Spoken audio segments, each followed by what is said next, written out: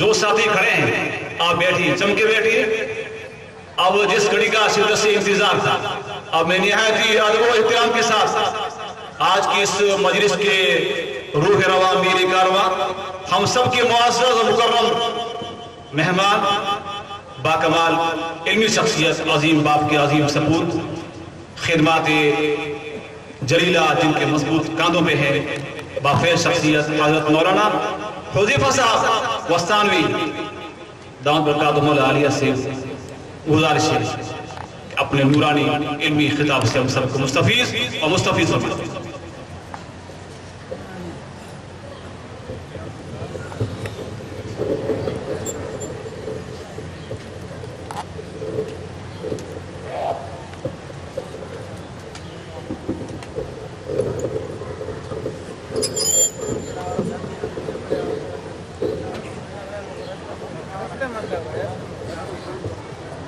بسم الله الرحمن الرحيم. الحمد لله رب العالمين والعاقبة للمتقين والصلاة والسلام على سيد الأنبياء والمرسلين سيدنا وحبيبنا وحبيب رب العالمين محمد وعلى آله وأصحابه ومن هدى بهديه إلى يوم الدين.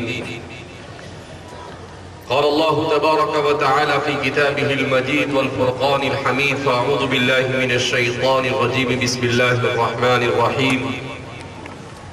أخرجكم من بطون أمهاتكم لا تعلمون شيئا. وقال تبارك وتعالى: وعلم الإنسان ما لم يعلم. برادران اسلام،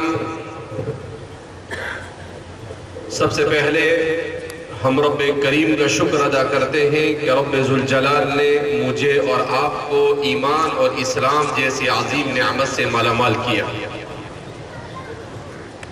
ایمان اور اسلام یہ دو ایسی نعمتیں ہیں جسے ایک کہا جائے، یہ دو کہا جائے، کہ جس سے انسان کو دنیا میں انسان بن کر جینے کا سلیقہ سکھانے کے ساتھ ساتھ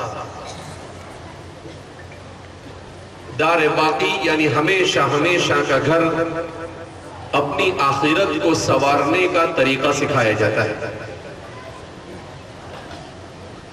اس دنیا میں انسان حضرت آدم علیہ نبینا علیہ السلام کے زمانے میں آیا کہ اللہ نے آدم علیہ السلام کو جنت میں اپنے ہاتھوں سے بنایا، اور اس کے بعد اسے اس زمین پر آدم علیہ السلام کو حضرت حوا کے ساتھ اتارا.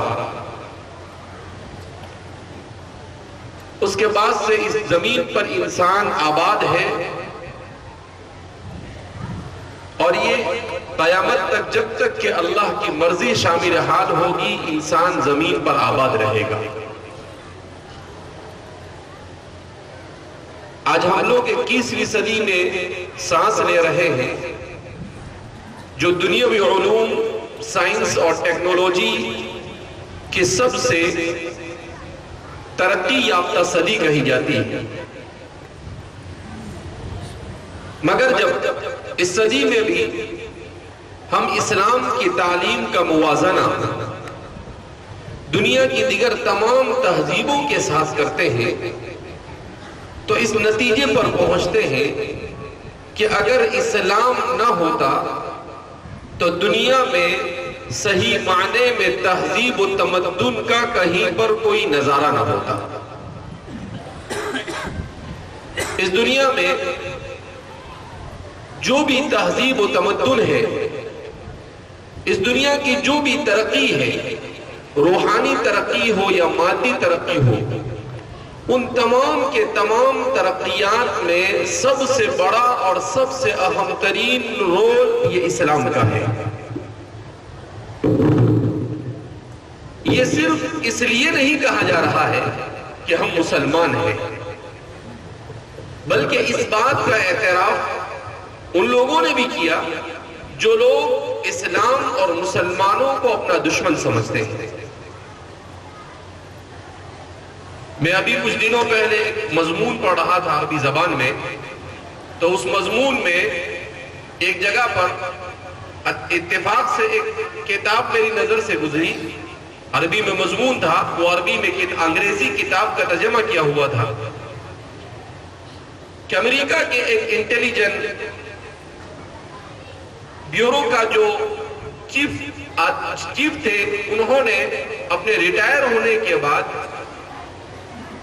2011 میں جب دنیا میں اسلام کو بدنام کیا گیا، اس موقع پر ایک کتاب لکھی. اس کتاب کا نام The World Without Islam، کہ اگر اس دنیا میں اسلام نہ ہو تو اس دنیا کا کیا ہو. تو فرماتے ہیں کہ اس دنیا میں اگر اسلام نہ ہوتا تو وہ خود اپنی اس کتاب میں لکھتا ہے کہ اگر اسلام نہ ہوتا تو اس دنیا میں اس وقت جو تہذیب ہے، جو تمدن ہے، جو مادی ترقی ہے، اور جو اس وقت دنیا میں انسان مہذب ہے، انسان کے پاس یہ تہذیب بھی نہ تھی. تو آج دنیا میں میڈیا کے ذریعے سے، پولیٹیکل افراد کے ذریعے سے اسلام اور مسلمانوں کو جو بدنام کرنے کا ایک پلان بنایا جا رہا ہے، اور ایک اصول ہے جس کو یہود و نصارہ نے اور ان کے ساتھ دیگر تمام لوگوں نے استعمال کیا ہے کہ کسی جھوٹ کو اتنی مرتبہ بولو کہ لوگ اس جھوٹ کو سچ ماننے پر مجبور ہو جائیں. اس حربے کو استعمال کیا جا رہا ہے.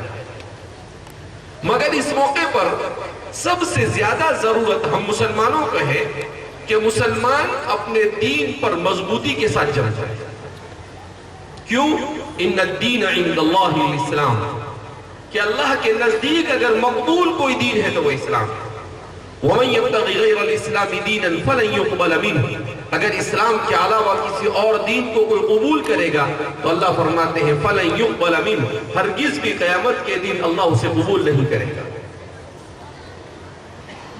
تو اسلام ایک کامل و مکمل دین انسان کی مکمل رہنمائی اور رہبری کے لیے آیا. کسی لکھنے والے نے لکھا ہے کہ اس دنیا میں کوئی مذہب، دنیا میں کوئی نظریہ اور دنیا میں کوئی فکر ایسی نہیں پائی جاتی جس کے پاس یونیورسل اصول ہو، یعنی جس کے پاس کائنات کے سلسلے میں، کائنات پر غور و فکر کے عالمی اور آفاقی اصول اور ضوابط پائے جاتے ہو سوائے اسلام.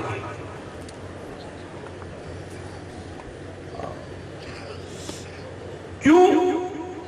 اس لیے کہ اسلام یہ اللہ کا بھیجا ہوا دین، یہ انسان کا اپنے دل سے بنایا ہوا نہیں. انسان کی عقل ناقص، انسان کا علم ناقص، انسان کبھی بھی کسی چیز کو مکمل اور تام پیش نہیں کر سکتا. اللہ رب العزت نے آقا انعامدار احمد مصطفیٰ محمد مجتبیٰ صلی اللہ علیہ وسلم کی مقدس ذات پر جس شریعت کو نازل کیا، اس شریعت نے انسان کو اس کی زندگی کے ہر موڑ پر رہنمائی، اس کو آداب زندگی سکھایا، اس کو اللہ کے کیا حقوق ہے وہ سکھایا، اسے انسانوں کے آپس میں چین اور سکون کے ساتھ رہنے کے کیا حقوق ہے وہ سکھائے، اولاد پر ماں باپ کے کیا حقوق، ماں باپ اور اولاد کے کیا حقوق، دنیا کو چلانے کا سیاست کا صحیح طریقہ، انصاف کا صحیح طریقہ کیا ہے وہ اسلام نے سکھایا. دنیا میں انسان کیسے کمائے وہ سکھایا، انسان کیسے خرچ کرے وہ سکھایا، انسان کیسے کھائے وہ سکھایا. گویا کہ ہر چیز انسان کو ایسے سکھائی جیسے ماں باپ اپنے چھوٹے سے بچے کو ہر چیز سکھاتے ہیں. تو اسلام نے اس طرح سے ہر چیز انسان کو سکھائی. کیوں؟ اس لیے کہ اللہ نے انسان کو اشرف الخلائق بنایا، اپنی مخلوق کا سردار بنایا. آج کی تہذیب یافتہ دنیا جو اپنے آپ کو سب سے مہذب کہتی ہے، مگر اس تہذیب کا لباس دیکھو تو انسان حیران ہو جاتا ہے. ان کے بال رکھنے کی اسٹائل دیکھو تو انسان حیران ہو جاتا ہے. ان کے کھانے کا طریقہ دیکھو تو انسان حیران ہو جاتا ہے.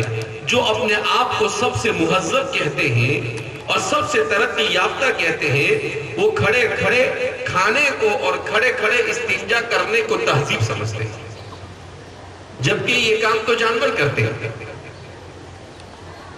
ایک انسان ہونے کے ناطے انسان کو کیسے کھانا چاہیے وہ صرف اور صرف اسلام سکھاتا ہے. اسی لیے حضرت مولانا علی میاں ندوی نور اللہ مرقدہ فرمایا کرتے تھے کہ یہ جو مدارس ہے، یہ مدارس کیا ہے اور یہ مکاتب کیا ہے؟ کہا یہ انسان کو انسان بنانے کی فیکٹریاں ہیں، جو انسان کو انسان بناتی ہے.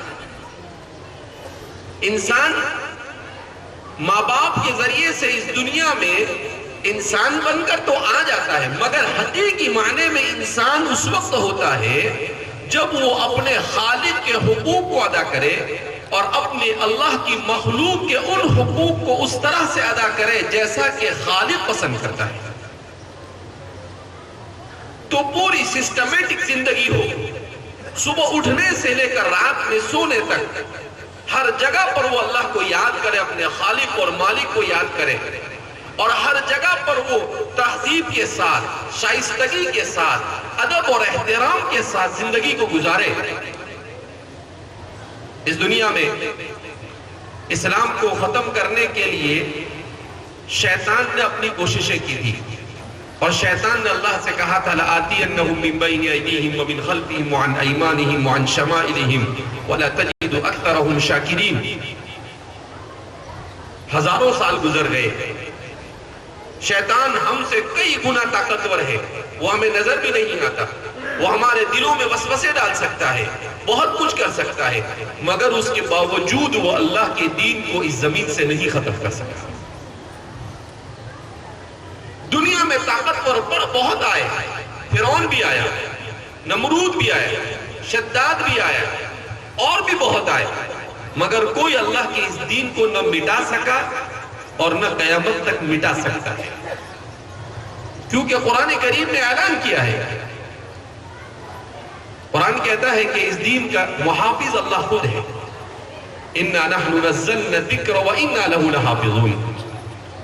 یہ تو میرے اور آپ کے لیے سعادت کی بات ہوگی کہ مجھے اور آپ کو اللہ اپنے دین کی سربلندی کے لیے منتخب کر دے، ہمارا کچھ حصہ اس کے لیے لگ جائے. یہ میری اور آپ کی سعادت کی بات ہے.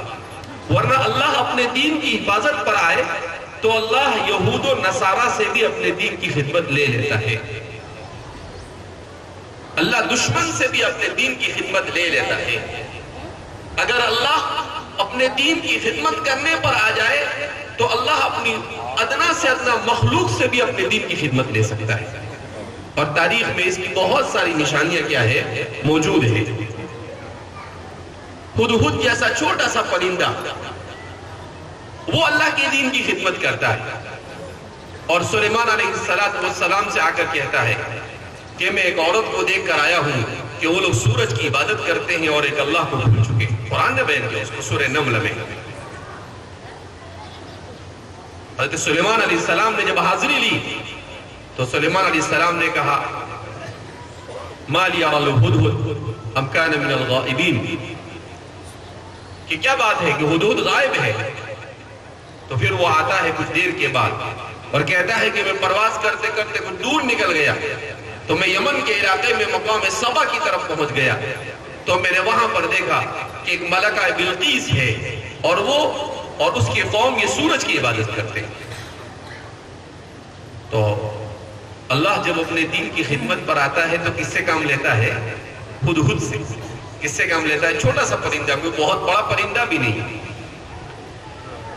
تو اللہ رب العزت بے نیاز ہے. اللہ کو میری اور آپ کی ضرورت نہیں، مجھے اور آپ کو ہر پل اللہ کی ضرورت ہے، ہم اس کے محتاج ہیں.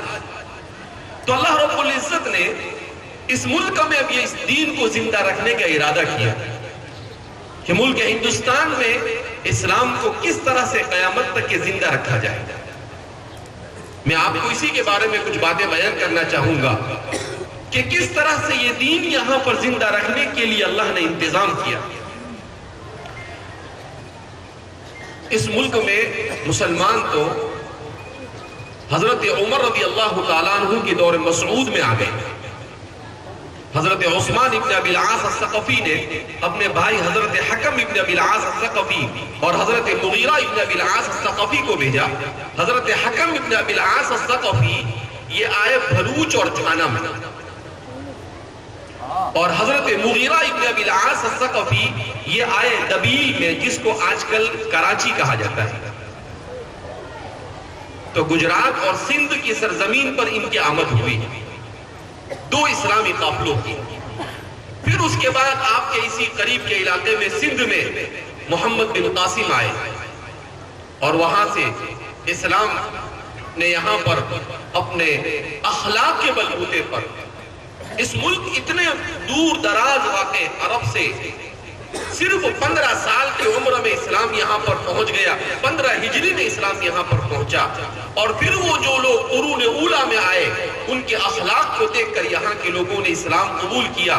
سندھ کی تاریخ لکھنے والوں نے لکھا ہے کہ محمد بن قاسم کے اخلاق ایسے زبردست تھے کہ جب محمد بن قاسم کو دوبارہ وہاں پر بلا لیا گیا اور وہ شہید کر دیے گئے، تو یہاں کے مسلمان نہیں مگر سندھی اور غیر مسلم مائیں اور بہنیں اور وہاں کے مردوں نے دھارے مار کر روئے، اور کہتے ہیں کہ ان کے جانے کے بعد ان کا مجسمہ بنا کر اس کی پرستش کرتے تھے. ایسے بلند اخلاق انہوں نے پیش کیے. تاریخ کو کوئی مٹا نہیں سکتا ہے نام کے بدلنے سے، اور تاریخ کی نئی نئی کتابوں کے لکھنے سے تاریخیں بدلے گی نہیں. یہ تاریخ کو لوگ ظالم بھی کہتے ہیں اور تاریخ کو لوگ عادل بھی کہتے ہیں. جو لوگ جھوٹے ہوتے ہیں وہ تاریخ کو ظالم کہتے ہیں کہ کوئی چیز چھوڑتی نہیں، ہر چیز کو حقیقت کے ساتھ بیان کرتی ہے. اور جو منصف ہے وہ کہتے ہیں کہ یہ بڑی عادل ہے، یہ کسی کو نہیں بخشتی ہے. کوئی اچھا کرے گا اسے بھی اپنے صفحے میں جگہ دے گی، اور کوئی برا کرے گا اس کو بھی اپنی تفصیلات کے ساتھ اپنے صفحے پر جگہ دے گی.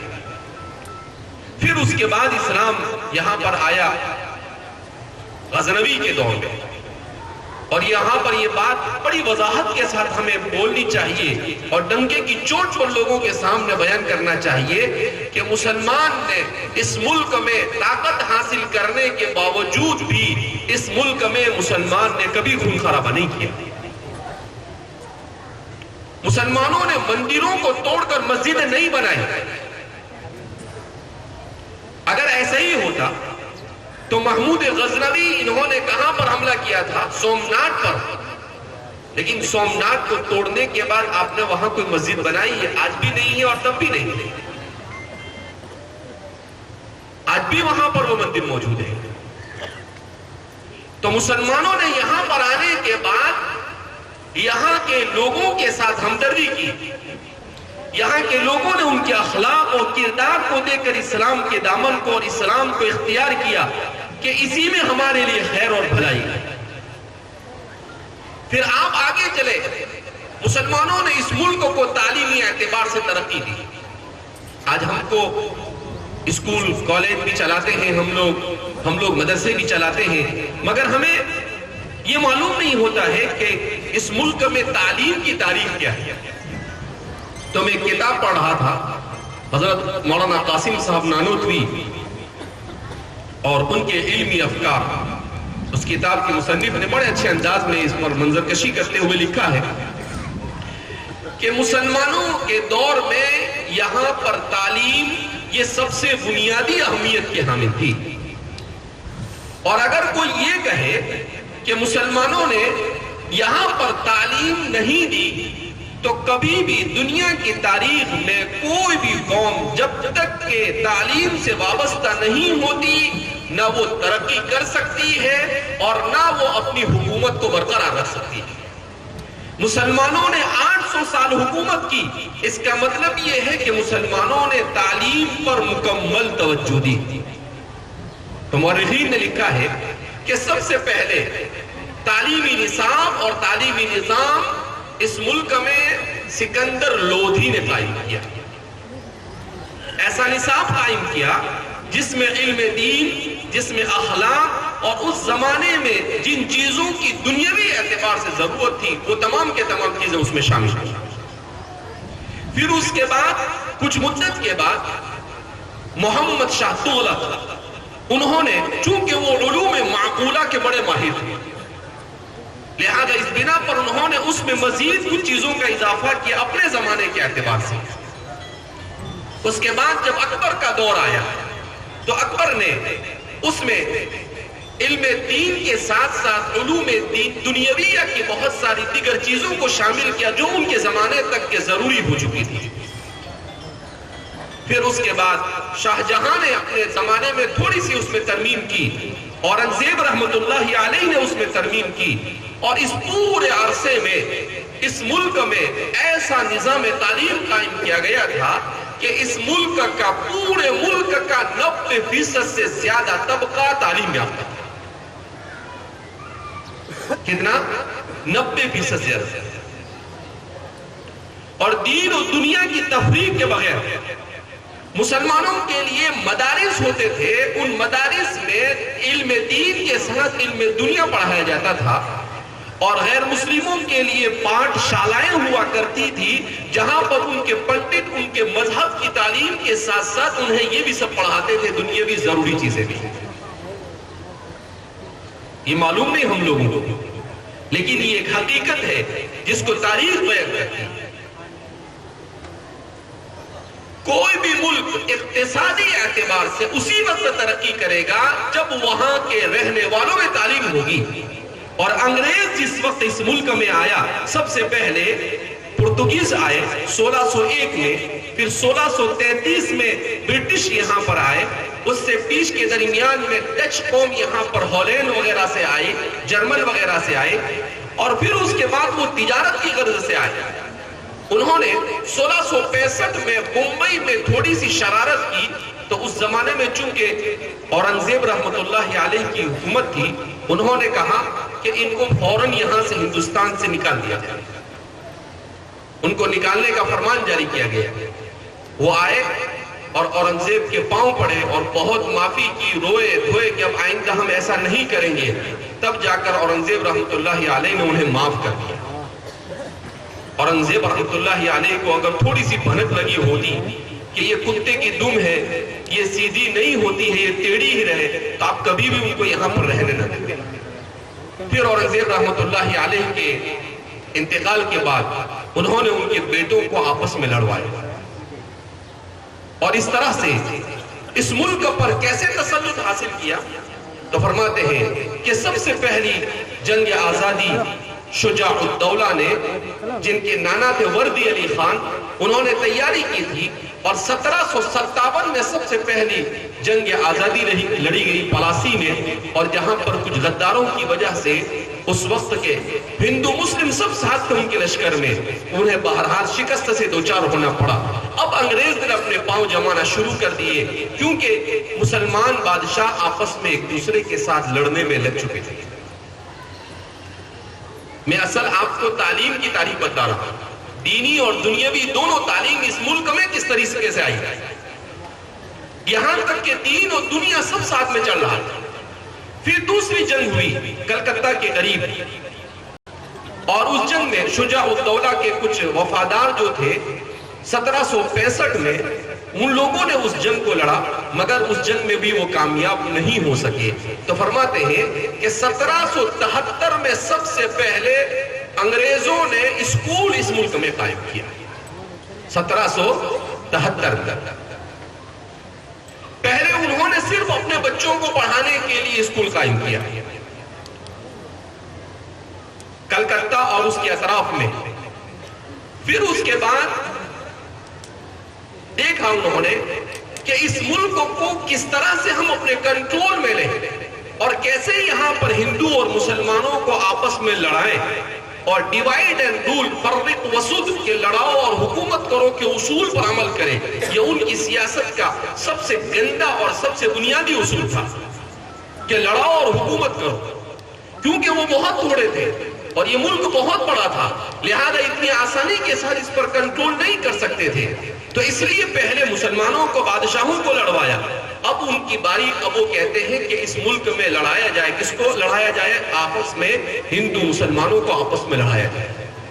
حضرت مولانا علی کے ندوی نور اللہ مرقدہ فرماتے ہیں کہ میں پورے دعوے کے ساتھ کہتا ہوں، 8 500 سالہ اسلامی دور حکومت میں ایک بھی کوئی ہندو مسلم فساد نہیں ہوا، کہا کوئی ایک ہندو مسلم فساد اس ملک میں نہیں ہوا،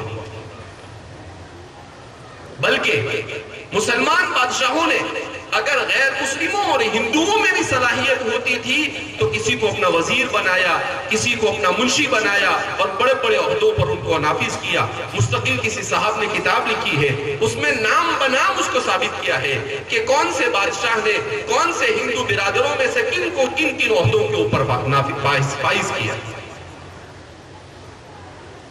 تو مسلمانوں نے ناانصافی نہیں کی، مسلمانوں نے ظلم نہیں کیا۔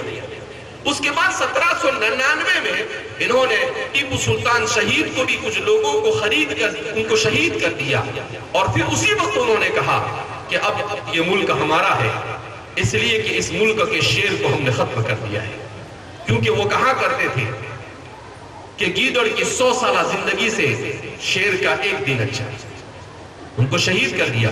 اس کے بعد سب سے پہلا فورٹ ولیم کالج سن 1800 میں انہوں نے کلکتہ میں قائم کیا، اور یہاں سے اب دین و دنیا کی تعلیم میں تفریق کا آغاز ہوتا ہے کہ انہوں نے مسلمانوں کے دینی اداروں اور مسلمانوں کی دین و دنیا سے مخلوط جو تعلیم کا نظام تھا اس نظام کو ختم کیا، اور اب انہوں نے دینی تعلیمی نظام کو پیچھے ڈھکیل دیا اور دنیاوی تعلیمی نظام کو انہوں نے شروع کیا۔ اسی لیے کہتے ہیں 1800 میں فورٹ ولیم کالج، اس کے بعد مدراس میں کالج قائم کیا، اس کے بعد ممبئی میں کالج قائم کیا۔